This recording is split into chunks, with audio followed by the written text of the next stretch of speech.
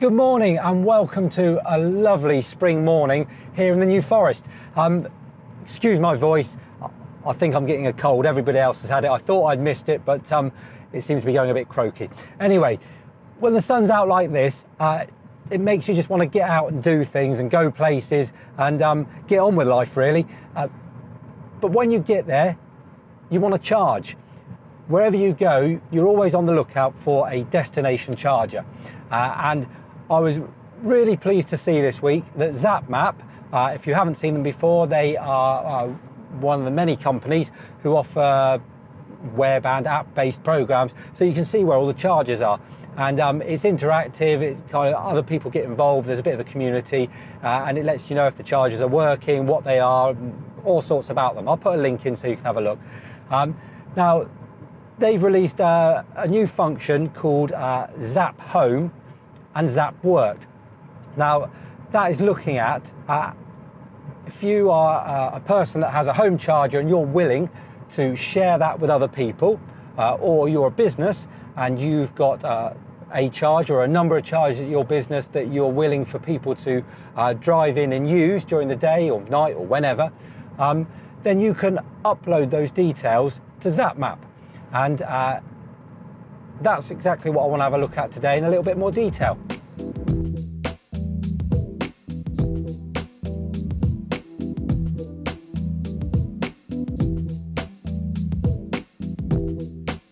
Whoa, I hear you say, there's nothing new in that. PlugShare have been doing it for ages, and you're absolutely right, and they've been doing it very well for a long time. But what I particularly like about this is it's not just about sharing your charger for other people to use. You can also charge, as in a monetary value charge, people to use it.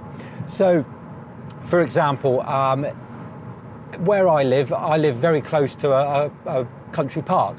Lots of people come to that country park, and a lot of people actually don't want all the hustle and bustle of the main entrance and where everyone goes. So lots of people park in and around where I live. Well, if I opened up my driveway to some of those people that have electric cars and charge a nominal amount just to cover my costs and maybe a bit of inconvenience, then perhaps my charging for the day would then be covered, and it would be something convenient for somebody else that actually wants to come and park there and can make use of my charger. So I'm sure that's not a unique example, and I'm sure there's examples all over the place where people, even if you just want to cover your own electric costs, it just puts some structure in place. So let's have a look at it today. What I'm going to do, I'm going to go home.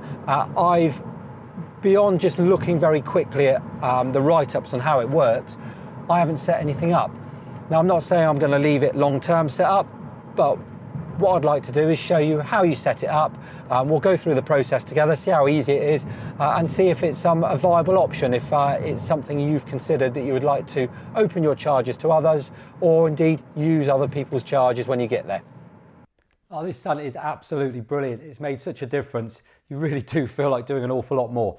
Right, what I want to do is start off by going through the app. So let's look at, first of all, what the app looks like with the filters applied and the current Zap Work and Zap Home charge points on there. So if I go to my Zap Map app, we'll have a look and see how we get to that.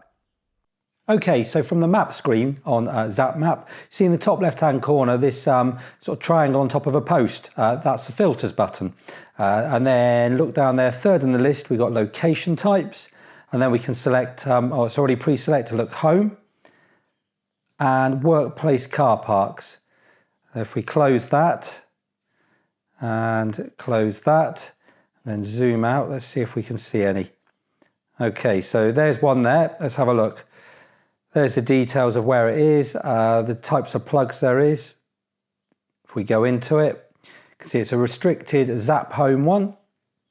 3-pin and type 1 3 kilowatt, and then along the bottom you'll see there's three symbols. The one in the middle with the eye, that's going to tell us all about it. So it gives us the address, it tells us it's a home point to contact the owner, Pete, to arrange charging, and there's his email address, and he says contributions appreciated.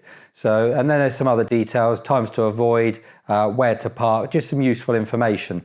So that shows us that it does work on the map there, and all the information you need is there with all sorts of contacts and bits and pieces. Now it says there that contributions appreciated. Now I talked about it before that you can charge people to use it. It's done through paypal.me. So if you've got a PayPal account, you should be able to set it up, no problem at all. But I'm not sure how the logistics of that work yet, whether it's done automatically before they arrive or whether there's a certain amount of trust within there. I think the only way we're going to find out is if we set up an account and put my charger on it, and we'll see A, how easy that is to do, and B, how the payment side of it works. Okay, so let's go back into Zap Map then and see if we can set this up. I'm hoping that the screen will work on its side like this and you'll be able to see it a little bit better on your own screen. So we're back at our start point with our map. Now you'll see in the top right hand corner of Zap Map there's kind of a little head of little avatar, I guess, and that brings up your own details. Now I'm obviously already logged in, so most of that's ready to go, but there you go, you see your Zap home point. Let's touch on that. And because I don't have one, let's add one. Okay, adding a home charger, provide other drivers with a charging option and a simple way to earn money. It's going to be visible to all Zap Map users. Only registered users will be able to view your address and contact information.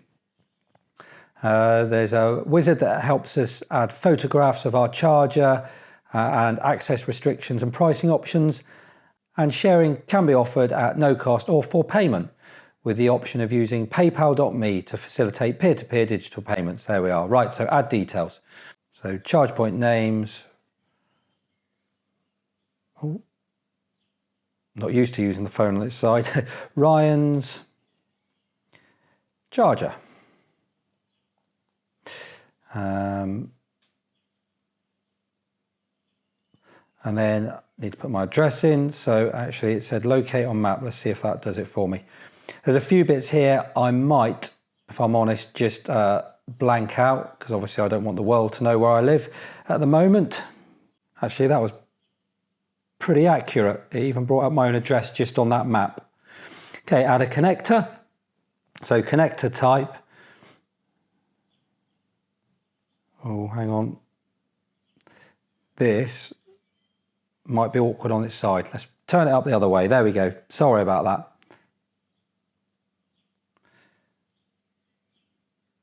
So type 2, and it's untethered, obviously. My charger is a 7 kilowatt charger. I've just got the one, so next. Okay, payment and access details. So any payment required to charge.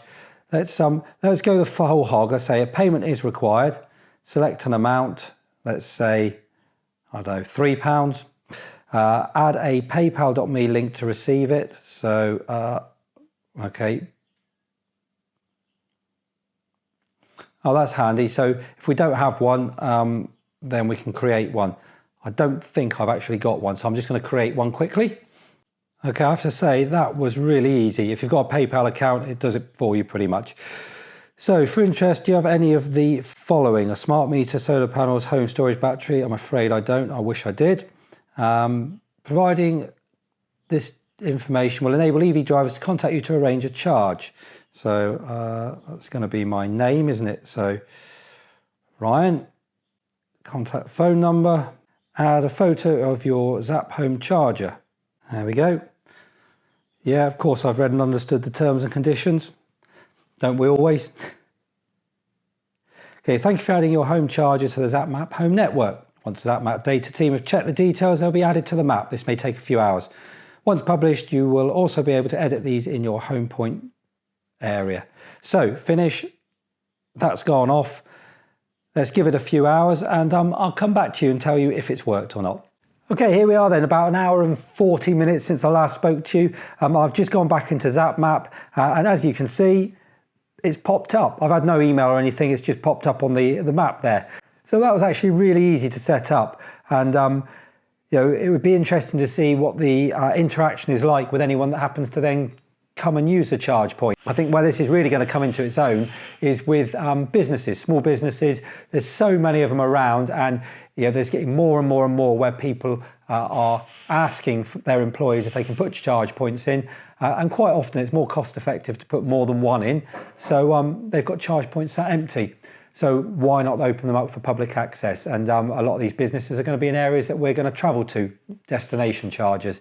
So a really good idea. As I said before, things like Plug Share, they've been doing it for a long time. It's nothing new, but I really like Zap Map. I like its format, and I find that when I'm out and about looking for a charger, Zap Map more often than not gives me the information that I need and the up-to-date information that I need. I do cross-reference with others, but that's my kind of go-to app. So to have that feature for me is a real bonus. Hopefully that's helped you. Hopefully if you didn't know about it or were considering using it, you now know how simple it is and how to do it. And perhaps you can set up your own charge point. And if you do, or you have already done, perhaps you can share your experiences with us. Good, bad, indifferent, stick them in the comments below. It'd be really good to hear what it's like and how you've got on with it. So that's the end of today's video. Hopefully you've enjoyed it. If you have, remember to like and share it. And if you're not doing so already, subscribe to the channel. I'm off for a lemsip, and I'll see you again soon. Take care.